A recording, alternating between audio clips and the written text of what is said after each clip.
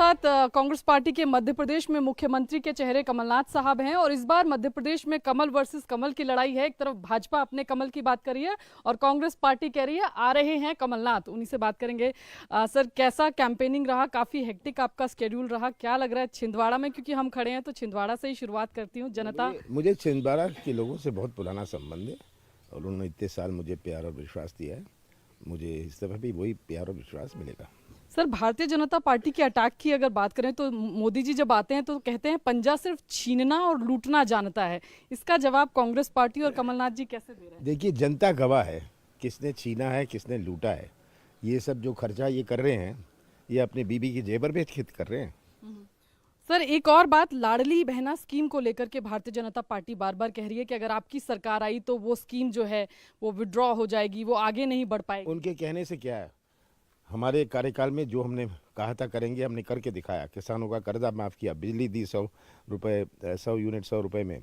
इनको 18 साल बाद चुनाव के कुछ महीनों पहले बहनें लाडली बन गई, उसके पहले बहनें लाडली नहीं थी।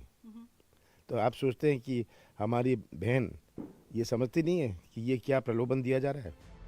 शिवराज सिंह चौहान और कमलनाथ दोनों ही सरकार बनाने का और 150 से ज्यादा सीटें लाने का दावा ठोक रहे हैं, लेकिन मध्य प्रदेश के सभी 6 रीजन में जो अपना दबदबा दिखा पाएगा वही सत्ता में आएगा। ग्वालियर चंबल की 34 सीटों की जिम्मेदारी ज्योतिरादित्य सिंधिया ने खुद संभाल रखी है, लेकिन बुंदेलखंड की 26, मध्य भारत की 36, बघेलखंड की 30 और महाकौशल की 38 और मालवा निमाड़ की 66 सीटों पर भी कांटे की टक्कर हो सकती है। बात 2008 के नतीजों की करें तो 230 सीटों में 109 सीटों पर बीजेपी ने जीत हासिल की थी, जबकि कांग्रेस को मिली थी 114 सीटें।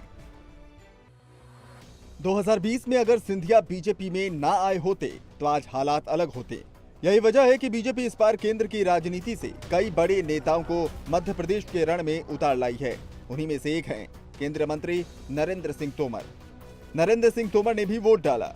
मुरैना जिले की दिमनी विधानसभा सीट के इतिहास पर नजर डालें तो साल 1980 से 2008 तक इस सीट पर बीजेपी का दबदबा रहा है, लेकिन 2018 के विधानसभा चुनाव और 2020 के उपचुनाव में दिमनी विधानसभा पर कांग्रेस ने जीत दर्ज की थी।